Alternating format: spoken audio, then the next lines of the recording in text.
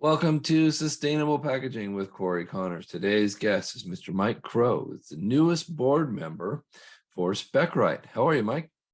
I'm doing well, Cory. Thanks for having me. It's really an honor to have you on the show. Your history, your background is incredibly impressive. I'm excited to talk about Specright and all of that's going on, but let's talk about your background a little bit first and catch people up to how you got here. Yeah, sure. I hold a degree in computer and information sciences from the University of Delaware. From the combination of my senior year as well as my first few years after school, I worked in both the defense as well as the healthcare software industries. And after that, I joined Colgate-Palmolive Company, and I was at Colgate for nearly 34 years. And the last 9 years at Colgate, I was the chief information officer. It's a big company and you had a big role there. I'm excited to hear about your thoughts on their sustainable packaging. Can you talk about that a little bit? Like, did you have any influence there, or was that not really part of your role? So, as the CIO of a big company, you get exposed to just about everything inside the company because everyone is looking for solutions to support their part of the business, whether it be in the creation of packaging itself or in the case of reporting when it comes to sustainability. So, in that function, you do get exposed to a broad set of initiatives going on throughout the company. Of course, not limited to packaging, but certainly involved with packaging. Excellent. And I think when we talked before, you talked a little bit about how Specright influenced your company and how you think it could be used in many different departments. But I want to talk about a little bit about how your time at Colgate-Palmolive prepared you for a board seat at Specright.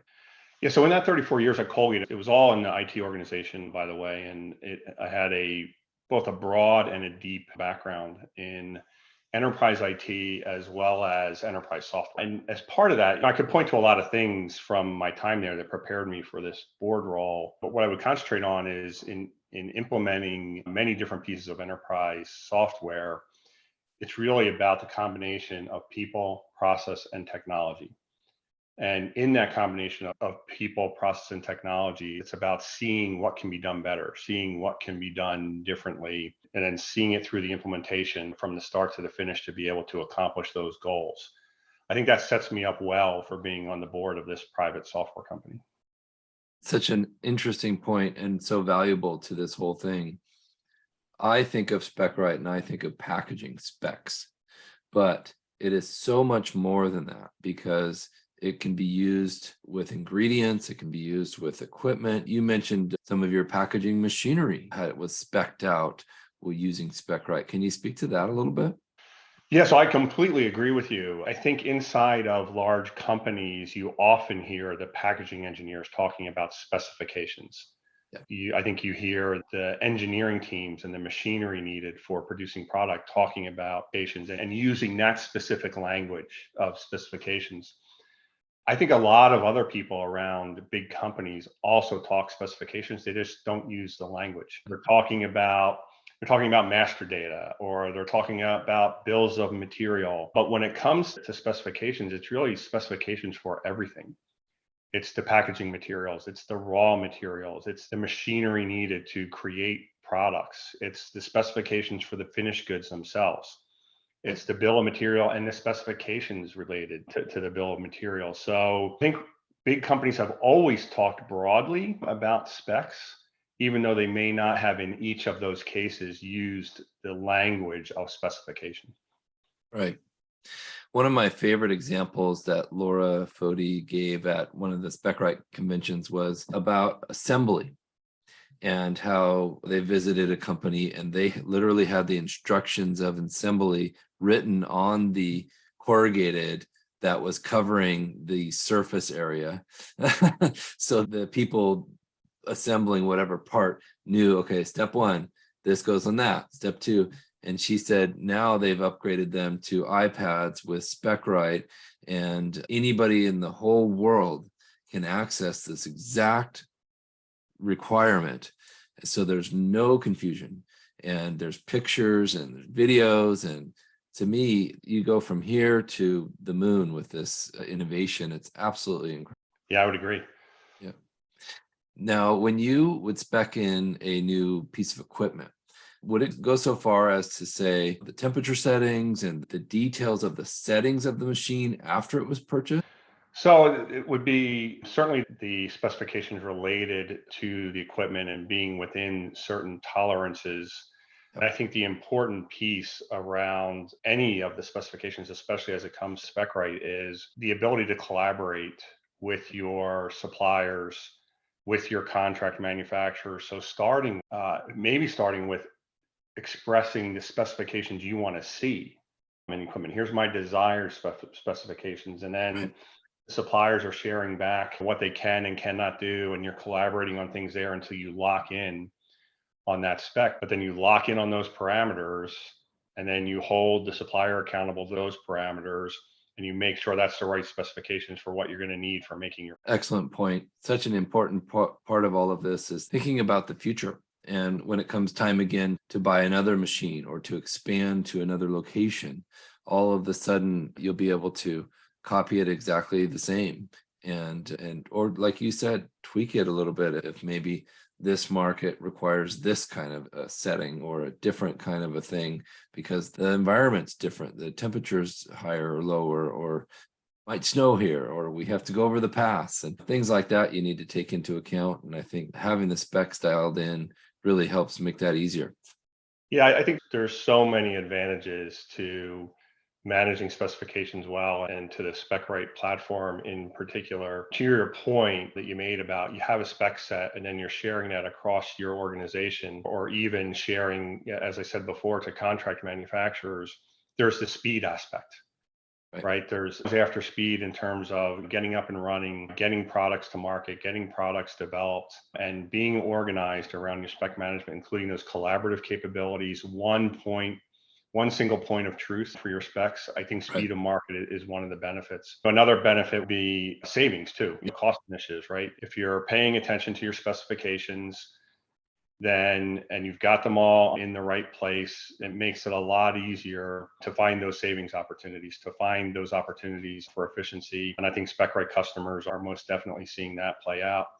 And I think that to your earlier questions about sustainable packaging, I think those accurate specs, and especially if you think back to its specifications around packaging materials and raw materials and how that goes into formulas and the bill of materials, whatever your sustainability goals are, as well as the regulations that are coming, having all of that together then enables easier reporting to meet those regulations or to meet your objectives. Excellent point. Very true. We met Kevin from Dermalogica, and he told us a story about how it used to take them 3 weeks to provide the reports in regards to all their sustainability initiatives.